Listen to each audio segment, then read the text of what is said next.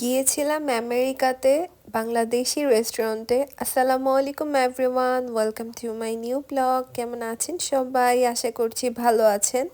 আমাদের রিসেপশন প্রোগ্রামের সবগুলো খাবারই বেশিরভাগই এই রেস্টুরেন্ট থেকেই আমরা অর্ডার করেছিলাম।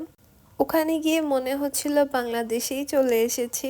এটা ছিল ওদের মেনু কার্ড। মেনুতে অনেক অনেক আইটেম ছিল। ফার্স্টে দিয়েছে গরম গরম পুরি আর তার সাথে ছিল আলুর চপ। তারপর আমরা খেয়েছিলাম হালিম, আর সবচাইতে টেস্টি লেগেছে সবচেয়ে বেশি আমার কাছে হালিমটা। আমার ঠান্ডা লেগে গিয়েছে, তাই হালিমটা সবচেয়ে বেশি মজা লেগেছে, যেহেতু হালিমটা অনেক বেশি ঝাল ঝাল ছিল। আজকে সব বাংলাদেশি একদমই বাঙালিয়ানা খাবার অর্ডার করেছিল।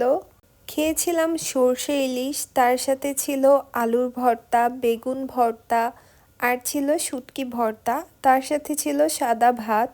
ওদের প্রতিটা খাবার অনেক বেশি টেস্টি। আমি তো বলবো যারা আর্লিংটনের কাছাকাছি আছেন তারা সবাই আলাদিনের রেস্টুরেন্টে গিয়ে একবার হলেও সবগুলো টেস্ট করবেন। সবগুলো খাবার অনেক বেশি টেস্টি।